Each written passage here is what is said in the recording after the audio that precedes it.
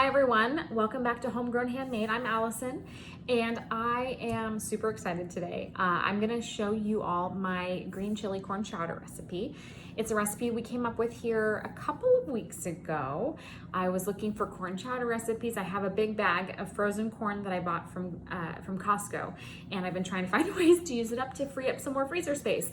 And I made this corn chowder, like I said, a couple weeks ago, and our family really enjoys it. So I hope you all do too. All right, so first things first, I'm going to cut up 1 pack of bacon. This is a 10-ounce package. I think a lot of the ones you get in the store end up being a pound. That's totally fine. More bacon, the better, honestly. We just get our bacon from Butcher Box and they sell it in 10-ounce packages. So we're gonna be cutting our bacon into about 1/4-inch strips like this. And this is just what I like to do. You could use a knife to cut it, but personally, I have difficulty with that. I find that my bacon kind of gets pulled and shredded and it just doesn't, it's not very easy to cut. And so what I do, as you can see, I've got a pair of kitchen shears in my hands and I can just cut it into strips that are about 1/4 inch wide. And I can get through the entire, stack of bacon at once. So it just makes it a little bit easier, and it's, just as easy to clean up because these are dishwasher safe as well. So I can just pop them in the dishwasher when I'm done. And then with this bacon here, we are actually going to brown it up in our Dutch oven. I use my heavy bottom Dutch oven for when I make most of my soups. And then we'll skim it off and we'll use the bacon grease for this to cook up the onions and things after that. So I have my Dutch oven here and it is sitting on my stove over medium heat. I'm just letting it warm up right now, and then once it's warm, I'm gonna add my bacon in. Okay, so my Dutch oven is nice and warm, and I'm just gonna add my bacon in now.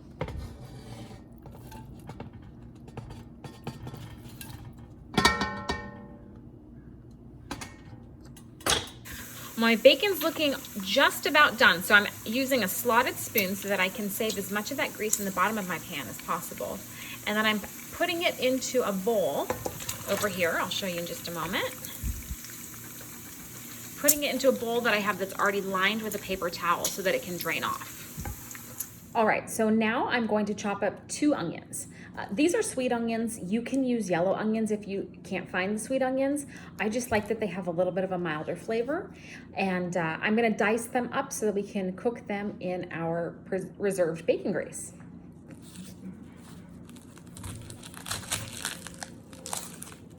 The nice thing about sweet onions is that they don't tend to make you cry either. All right, my onions are all diced and I'm just gonna add them into that reserved bacon grease. I'm just gonna keep stirring these onions occasionally. While they're over here cooking up, I'm actually gonna start chopping my potatoes to get them in as well.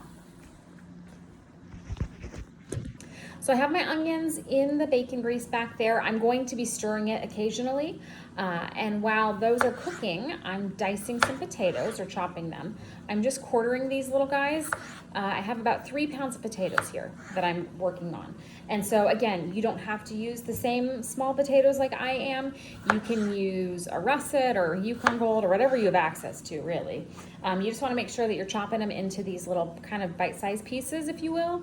And again, it's about 3 pounds of potatoes. I don't ever really measure when I cook, and so I kind of just eyeball, but for the sake of YouTube, I am trying to get, remember how much I'm doing. All right, so my onions are nice and translucent, and I'm just gonna add in my potatoes now. So I'm just gonna give these guys a nice stir before I add in my chicken stock. So I'm just adding in my chicken stock now. I have a 48-ounce box of chicken stock. It ends up being about 1.5 of the containers that you get, those typical size containers you get at the store. This one just happens to be the family size. You can see it's from Target, 48 ounces, 3 pounds. And I like that because I like to have, it's no sense opening up 2 boxes of chicken stock if you don't have to. My potatoes and onions have been simmering for about half an hour now. And when I take my potatoes and push them up against the side, they mash really nicely, really easily. You see that? And that's about where I want them to be, because the next thing I'm gonna do is actually use my immersion blender to blend these up somewhat.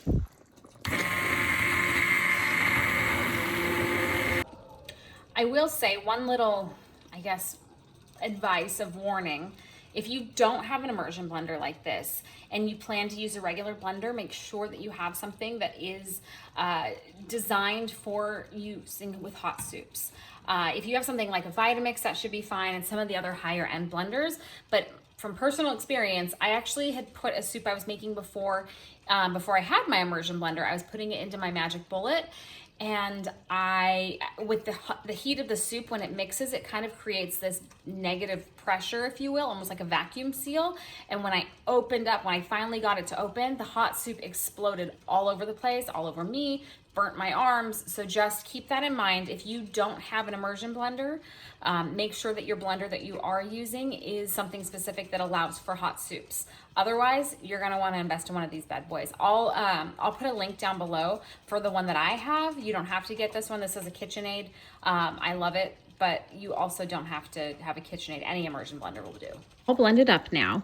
You can leave little bits and chunks if you'd like. I just like it really creamy. The next thing I'm gonna do is add in my sweet corn. I have this big bag of organic white sweet corn from Costco, but if you don't have Costco, I usually use about 2 cans of corn. So that's about how much corn I'm going to put in here. If you're going to use canned corn, you can use 2 cans. Otherwise, it'll be about 3.5 cups of this sweet corn. And you can see my corn is still frozen. I could have defrosted it before if I wanted to, but I don't mind that little bit of ice in there. It's just going to melt down in the soup. It's not going to hurt anything. All right, so I'm just gonna mix that corn in, and now it's time to season my soup. I don't really use measuring utensils when I'm cooking. I'm gonna use it's called a 4-finger pinch of salt. I think that ends up being around a tablespoon or so. I just have my pink Himalayan sea salt from Costco. I'm gonna put that in. That was a little bit light. There we go. So a little bit of salt. Mix it in. So I'm putting in 2 cans of these diced green chilies. These are the 4-ounce cans. I think that they have larger ones that you can get at the store. And so it ends up being about 8 ounces of green chilies.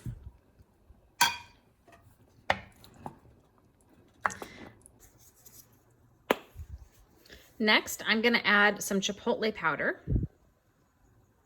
Just about, I don't know, that much. It's pretty spicy. That ends up being right there, maybe a 1/4 teaspoon or so.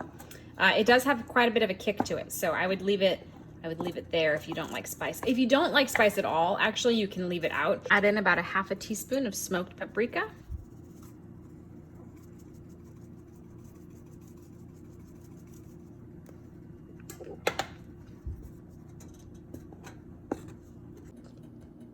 So the last thing we're gonna do is add in our 1/2 and 1/2.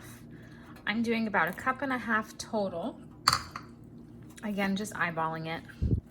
And you can add a little bit more if you'd like, or a little bit less.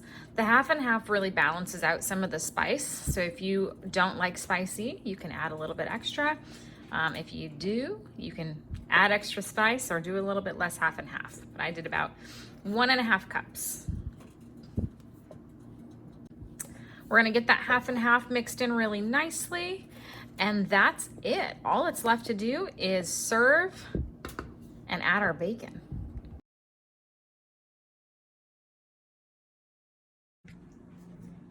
All right, so we've got the soup all plated up and we're ready to have dinner.